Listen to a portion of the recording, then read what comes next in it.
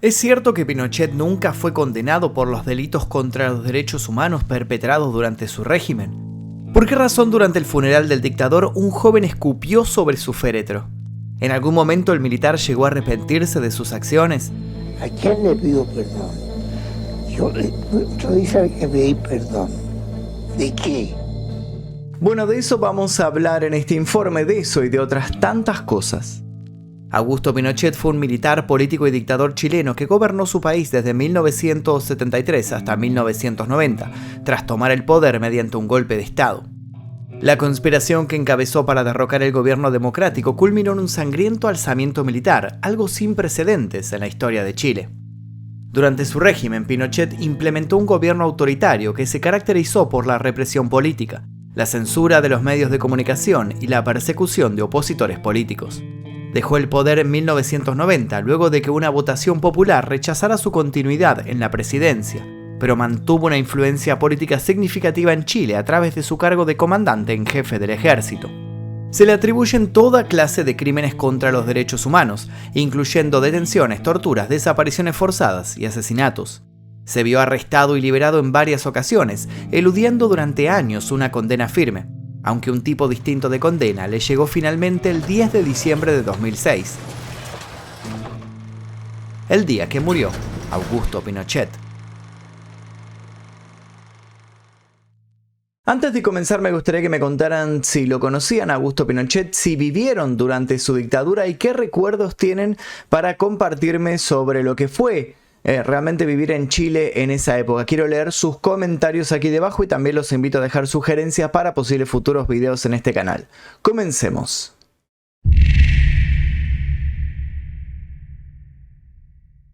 Para el año 2000, Augusto Pinochet enfrentaba toda clase de acusaciones relacionadas con delitos contra los derechos humanos.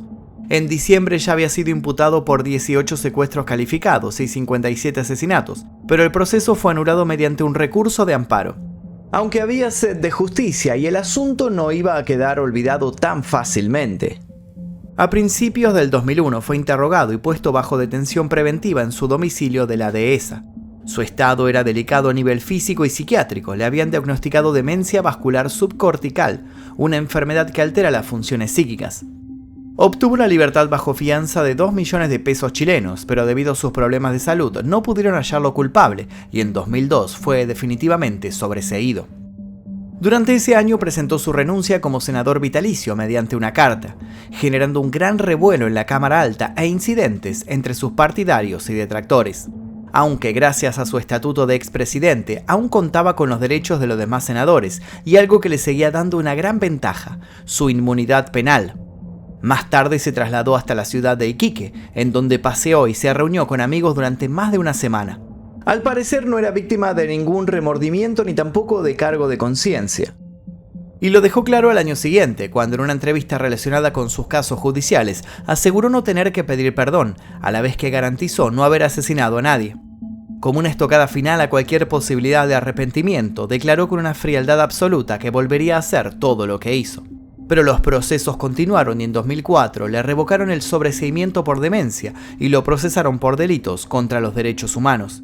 En 2005 Pinochet fue puesto bajo arresto domiciliario, aunque nuevamente volvió a salirse con la suya. Tras pagar una fianza de $3.570, fue liberado a la semana siguiente y nuevamente fue sobreseído a los 8 meses. A partir de ahí volvió a ser arrestado en varias oportunidades y su vida estuvo marcada por diversos procesos en su contra, casi todos relacionados con el asesinato, la desaparición y la tortura, pero también por malversación de fondos. El 3 de diciembre de 2006 fue trasladado al Hospital Militar de Santiago y sometido a un bypass cardiopulmonar. Había sufrido un infarto y presentaba insuficiencia cardíaca y un edema pulmonar. Tal y como venía haciendo con su condena, había burlado a la muerte. Aunque a diferencia de la justicia, esta se cobraría la burla una semana después. Pero no nos adelantemos, antes de saber qué fue lo que sucedió es necesario que comencemos por el principio.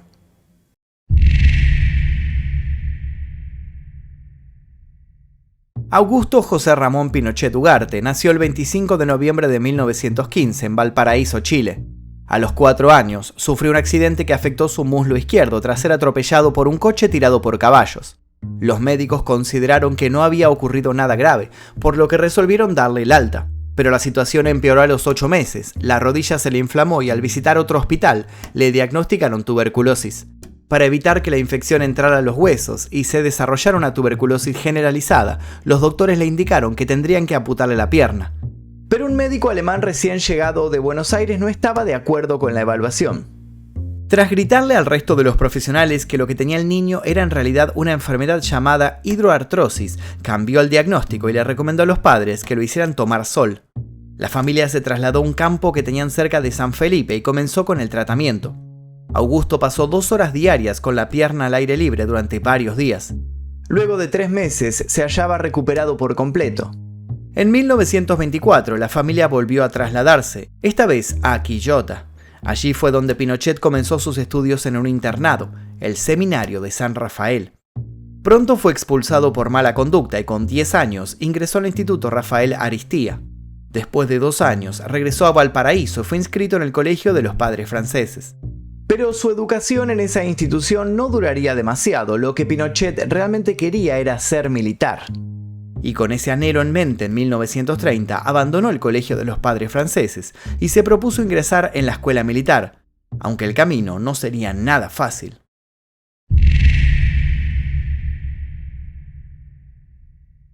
En 1931 fue rechazado en la escuela militar por ser considerado chico y al año siguiente, en 1932, por ser demasiado flaco, pero Augusto no se rendiría tan fácilmente. Finalmente logró entrar y se egresó en 1936 con el grado de alférez de infantería. Al año siguiente fue asignado al regimiento Chacabuco de Concepción. Ascendió a subteniente en 1939 y se trasladó al regimiento Maipo, regresando brevemente a la escuela de infantería en 1940. En 1941, ya con el rango de teniente, retornó a la escuela militar, donde participó en diversas actividades como lucha greco-romana, esgrima, karate, tiro al blanco y equitación. Era muy inquieto, sí, y la carrera militar no era lo único en su vida. En 1943, Pinochet se casó con Lucía Iriart Rodríguez, y ese mismo año tuvieron a su primera hija, Inés Lucía. 2 años después nacería su segundo hijo, Augusto Osvaldo. En 1946, incorporado al regimiento Carampangue, en Iquique, el militar ascendió a capitán. Con ese rango se mantuvo varios años como encargado del campamento de prisioneros de Pisagua, un campo de detención para opositores políticos, y mientras desempeñaba esta función nació su tercera hija, María Verónica. En 1951 Pinochet logró el rango de oficial del Estado Mayor y fue destinado a la escuela militar, donde se desempeñó como comandante de los 6º años y profesor. 2 años más tarde ascendió al grado de mayor y fue trasladado al regimiento Rancagua en Arica, asumiendo como oficial de operaciones. Más tarde retomó su labor como docente, esta vez en la Academia de Guerra. Paralelamente obtuvo el grado de bachiller e ingresó a la Escuela de Derecho de la Universidad de Chile. Quien lo conocía quedaba impactado por su eficacia en lo que hacía.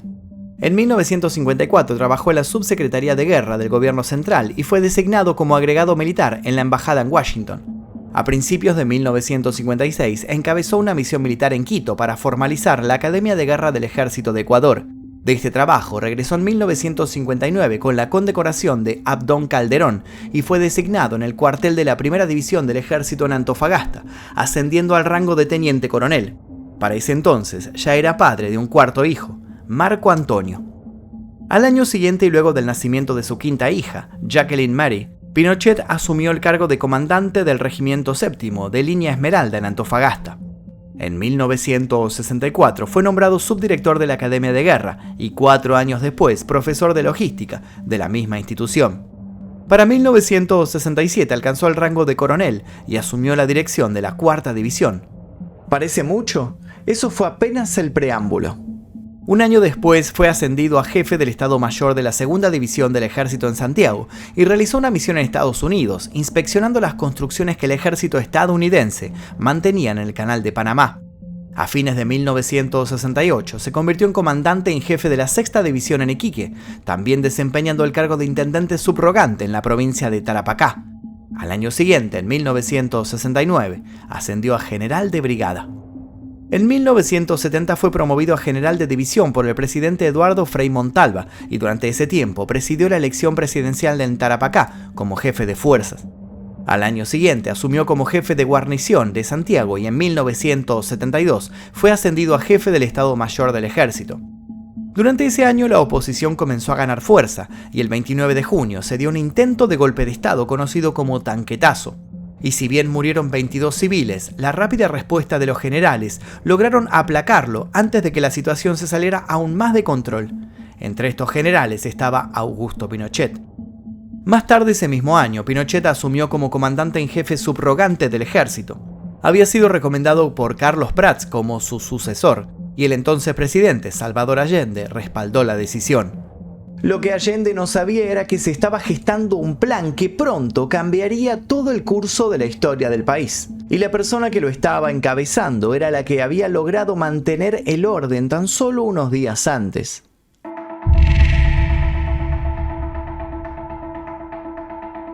El 10 de septiembre de 1973, Pinochet envió a su esposa y a 2 de sus hijos a la escuela de alta montaña, ubicada cerca de la frontera con Argentina.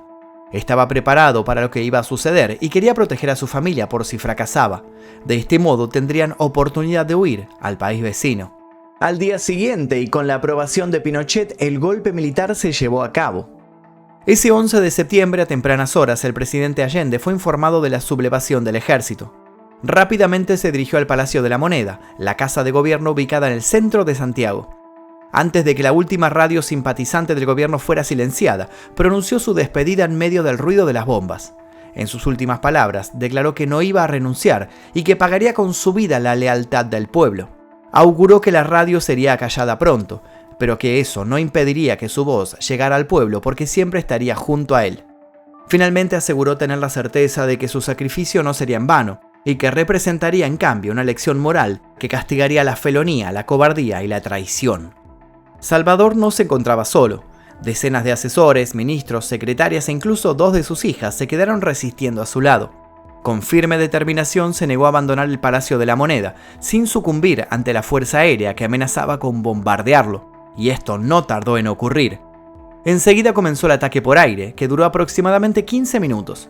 El fuego se propagó rápidamente por pisos, techos y vigas del edificio. La Moneda también fue atacada por tierra con tanques y ametralladoras, mientras los golpistas, liderados por Pinochet, eran baleados desde la terraza y otros edificios públicos. Todavía se presentaba una oportunidad de escape para Allende. Los jefes militares le garantizaron la protección de su vida y la de su familia, asegurándole una salida de Chile por vía aérea.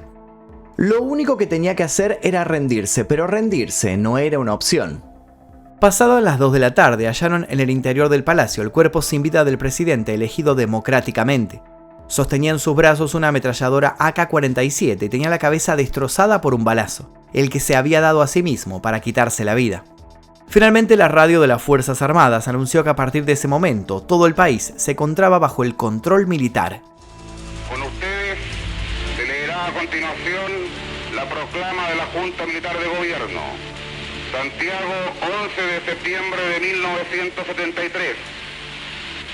Las Fuerzas Armadas y Carabineros de Chile declaran, primero, que el señor Presidente de la República debe proceder a la inmediata entrega de su alto cargo a las Fuerzas Armadas y Carabineros de Chile.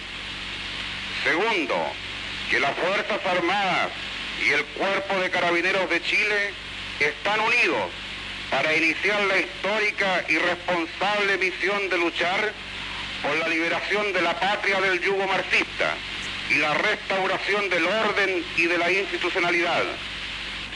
Firmado Augusto Pinochet Ugarte, general de ejército, comandante en jefe del ejército. Esa misma tarde, una juntada presidida por Pinochet decidiría el futuro de Chile.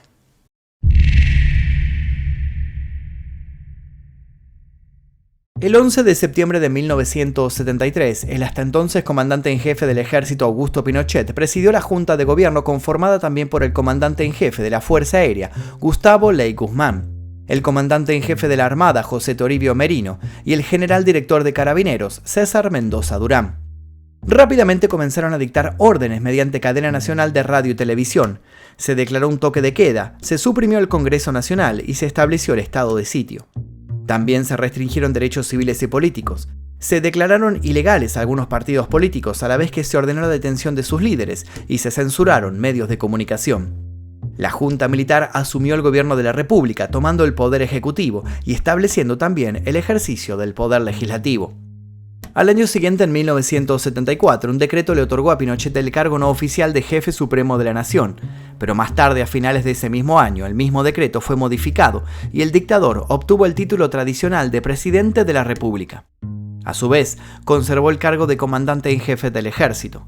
En un principio la idea fue rotar la presidencia de la Junta, pero esto no sucedió y en cambio Pinochet adquirió todo el poder, un poder que para ese entonces ya era enorme.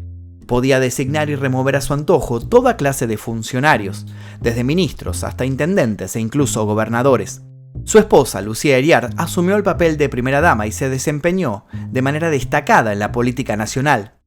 El régimen militar instaurado por el dictador no tenía ningún reparo en practicar la represión política, y de esta manera era cumplida por la Dirección de Inteligencia Nacional, mejor conocida como DINA. Miles de ciudadanos chilenos eran perseguidos, detenidos y brutalmente torturados, desaparecidos y asesinados. Los que lograban escapar se refugiaban en embajadas extranjeras o directamente se fugaban del país. En 1975, y tras la desaparición de la oposición, se impuso en Chile el neoliberalismo como proyecto económico. 3 años después, en 1978, la Junta de Gobierno atravesó su primera crisis y resolvió destituir al general Gustavo Ley Guzmán. ¿El motivo? Diferencias y conflictos de poder con Pinochet. Pero el dictador no estaba conforme, quería legitimar su dictadura y pondría todo su esfuerzo en eso.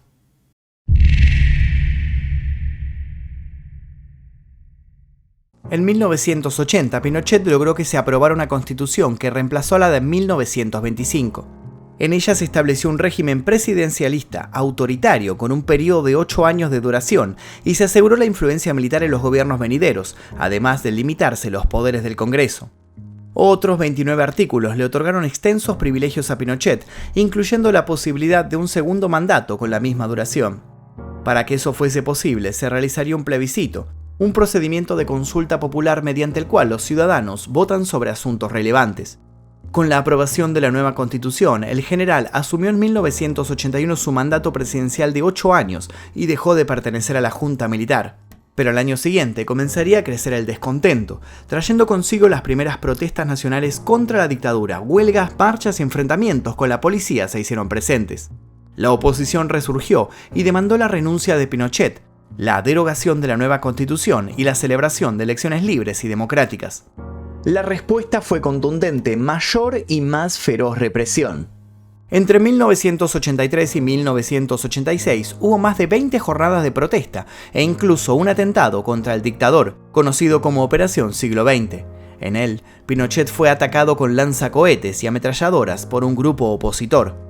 Logró salir ileso y en su lugar 5 escoltas murieron y otros 11 resultaron heridos. El fracaso en las medidas para derrocar al régimen generó que la oposición aceptara la Constitución de 1980 y cambiara la estrategia. Para ese entonces se propusieron derrotar al presidente de facto en las urnas. En el medio, las fuerzas dirigidas por Pinochet llevaron a cabo muertes, muchas muertes en las cuales ahondaremos más adelante en este video.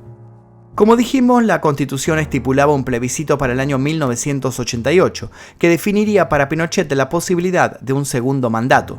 Finalmente, el 5 de octubre de ese año, el no obtuvo la victoria con el 54% de los votos y se llamó a elecciones democráticas. De esta manera, y luego de 16 años de dictadura, en diciembre de 1989, el candidato demócrata cristiano, Patricio Aylwin, ganó con un 55% de los votos. El 11 de marzo de 1990, el dictador le traspasó el mando presidencial a Aylwin y este asumió su cargo, poniéndole fin de una vez por todas al régimen militar.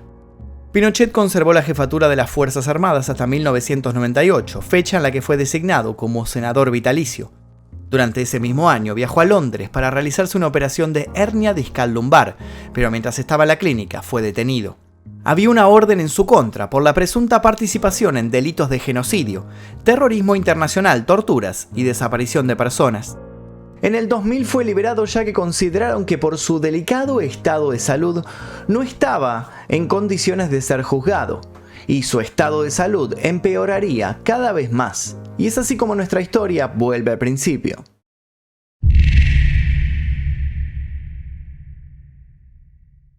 El 3 de diciembre de 2006, el dictador había sido sometido a una cirugía cardíaca. A partir de ahí permaneció internado en el Hospital Militar de Santiago.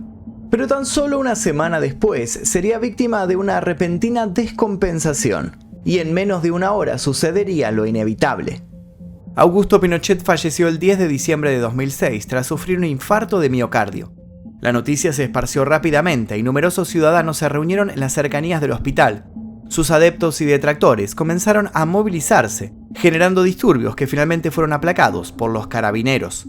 El ataúd del difunto se instaló esa madrugada en la capilla ardiente del hall central de la escuela militar. La entonces presidenta de Chile, Michelle Bachelet, decidió que no se le ofrecería un funeral de Estado.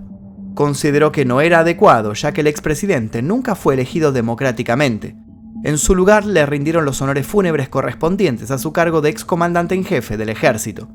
Tampoco se declaró un día de duelo nacional, aunque se autorizó que las banderas en los cuarteles militares se ondearan a media asta en señal de luto. También se permitió la colocación de la bandera chilena en el ataúd del difunto. La muerte de Pinochet generó toda clase de reacciones desde diferentes sectores. La hija de Salvador Allende, Isabel Allende Bussi, expresó que los funerales con honores estaban reservados para presidentes elegidos y no para dictadores. Por su parte, el conocido escritor uruguayo Mario Benedetti manifestó que la muerte de un dictador que fue muy cruel con una parte de su pueblo le había ganado a la justicia. El político ecuatoriano Gustavo Larrea afirmó que la muerte de Pinochet marcaba el fin de un periodo que ensombreció a América y que generó conflictos y muertes, mientras que el escritor mexicano Carlos Fuentes fue contundente al asegurar que era un mal día para el diablo, ya que le iban a quitar la presidencia del infierno. En la vereda contraria, el portavoz de la ex primera ministra británica, Margaret Thatcher, informó que ella se hallaba profundamente triste por la muerte del militar, y si bien no emitió un comunicado formal, envió sus condolencias a la familia. Finalmente, el 12 de diciembre, el multitudinario y controvertido funeral se llevó a cabo.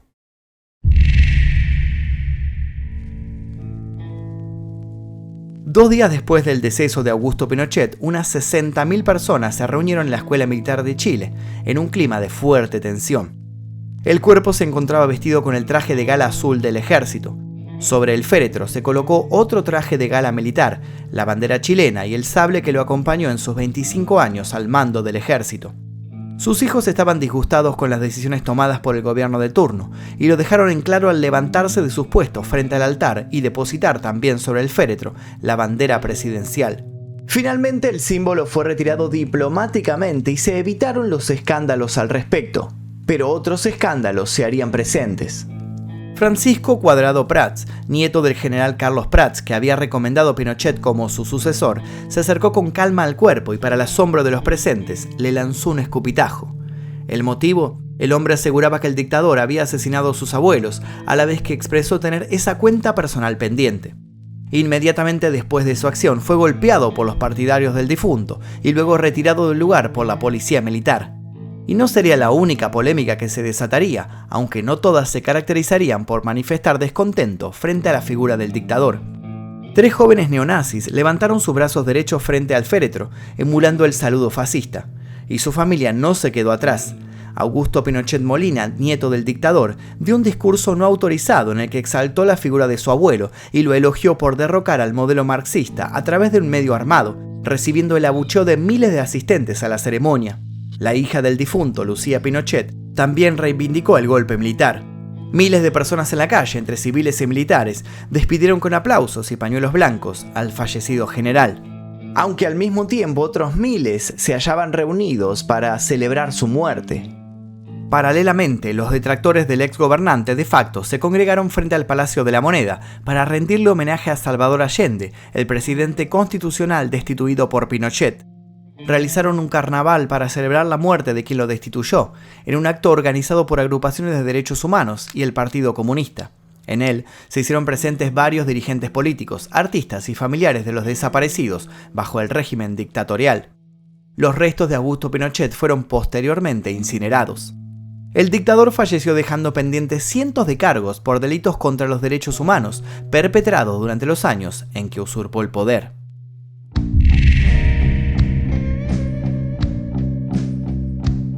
Pinochet había centralizado durante su mandato todo el poder político y militar y fue el responsable de los atropellos a los derechos humanos que desataron las Fuerzas Armadas y los organismos clandestinos de inteligencia. Y estos atropellos fueron muchos: persecuciones, detenciones ilícitas, tortura, genocidio y terrorismo de Estado.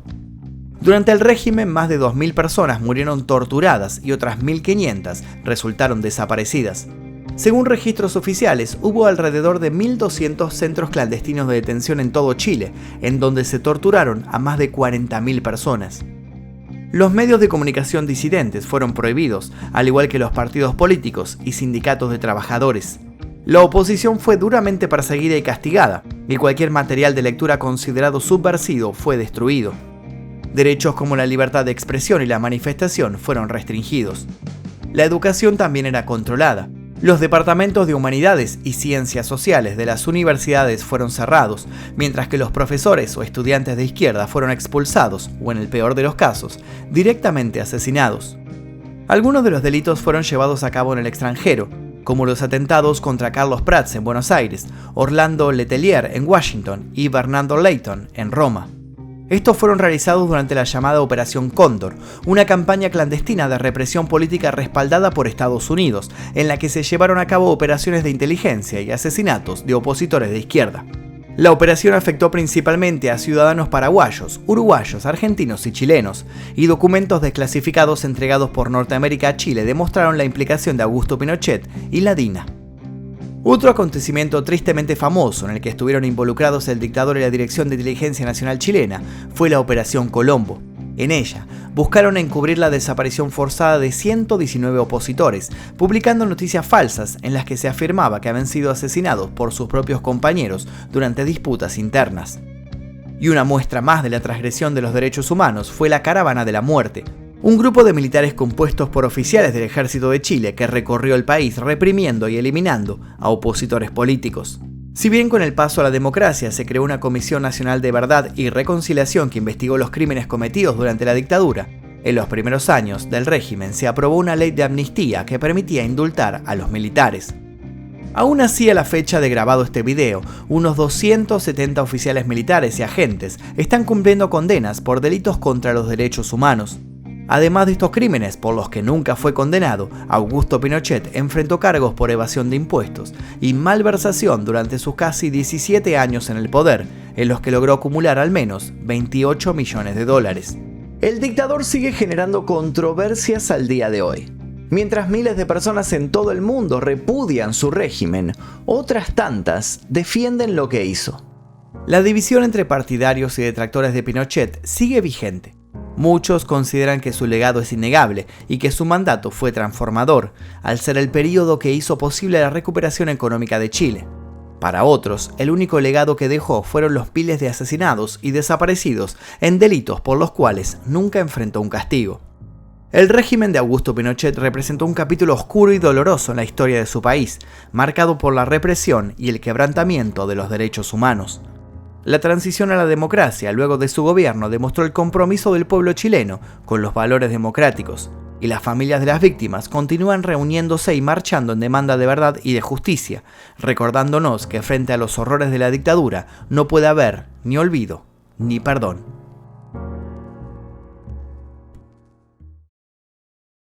Y hasta aquí el video del día de hoy, espero que les haya interesado la historia de Augusto Pinochet. Quiero saber si ustedes lo conocieron, si vivieron en Chile en esa época, y quiero leer sus testimonios al respecto. También los invito a dejar sugerencias para posibles futuros videos, dejar su like, suscribirse.